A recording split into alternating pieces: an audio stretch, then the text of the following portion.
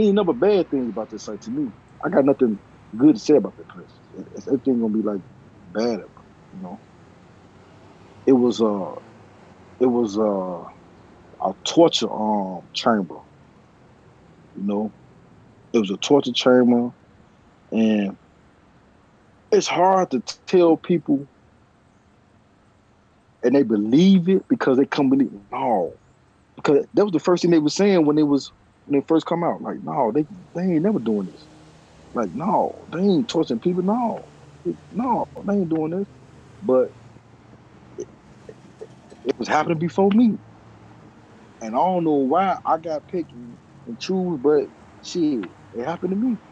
So when it happened to me, I believe everything everybody said who came out of 39th California, or who got touched or who got touched, tortured in other police stations.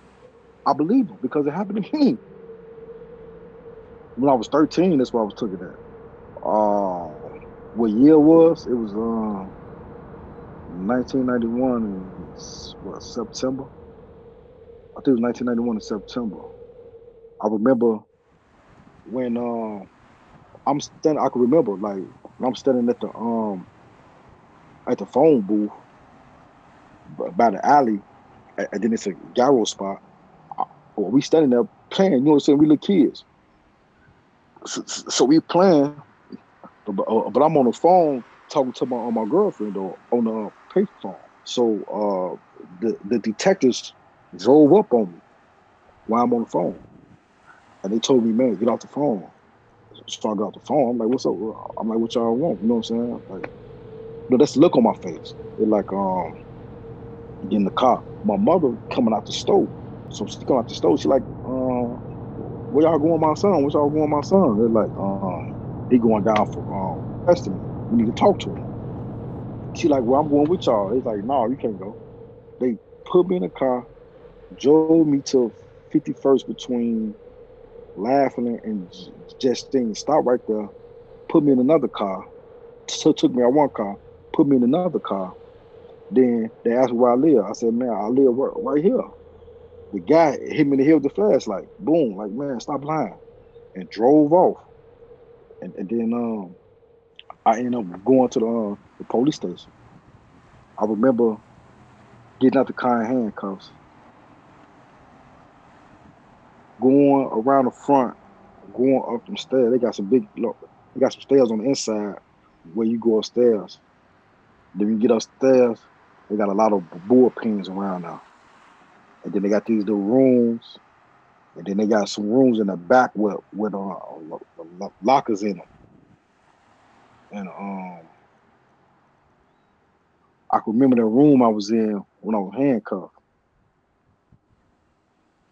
And so when I'm in the room, they got me handcuffed to the wall. So all this time they in out the room, so they ask me questions, in out the room, they ask me questions, ask me what happened. I'm like, man, I don't even know what y'all talking about. It got to a point where they started getting mad about the situation. So they're coming there, rough me up, hit me a couple of times. You know, I'm hearing other guys in there hollering too, but I don't know who in there. They come in there, hitting on me. You know what I mean? I'm in there crying.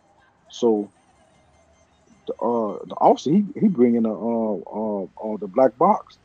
He coming in with a box in there. It's like silver. The whole box like silver, but with black looking. He got little cords hanging out of it with the little silver pieces on it, the little black rubber spots on it, and they telling me like, man, put your hand on the table, put on both your hands on the table. He's like, if you move, I'm gonna hit your ass again. I'm like, all right, so I'm still crying, I'm scared, you know what I'm saying? And he put my hands down, and then he put them on my hand. And I can feel electricity going through my body at the time because it's burning, and I can feel electricity. So I'm like, my eyes, my eyes starts getting tight. So next thing you know, I will wake up. I'm in the bullpen, you know. So I went from the bullpen to the Audi home. So when I got the Audi home, I tell my mama, I told her what happened. And she like, what? So I can remember her crying.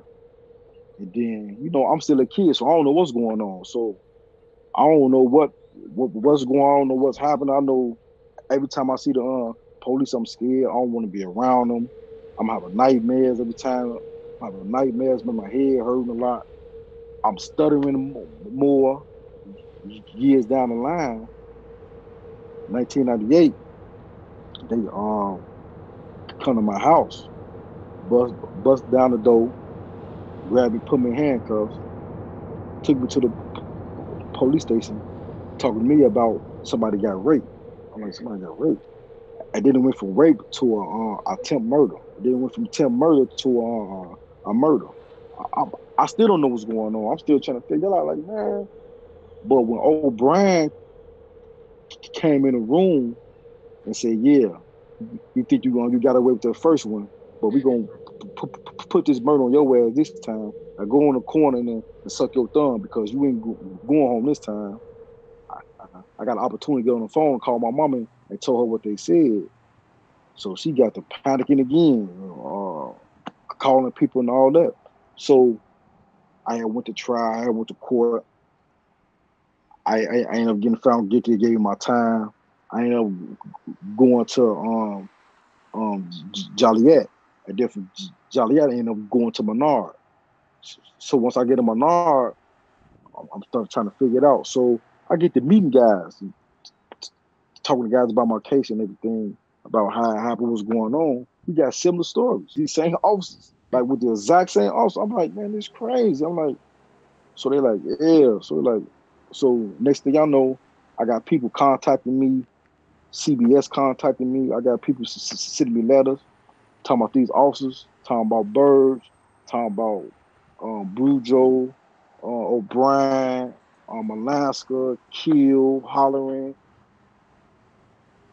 As I'm finding out, as I know now, it was a whole operation, and it was about convictions and sending people to jail, and and and by being about convictions and sending people to jail, they also got a boost on their career. Our constitutional rights and all that was out the window. They weren't even paying attention to that. They ain't even exist in their mind no more. About convictions and boosting up their career, and at the same time getting a pleasure out of sending people to jail because they was racist, all at the same time. Yup. So, and that's where we at right now.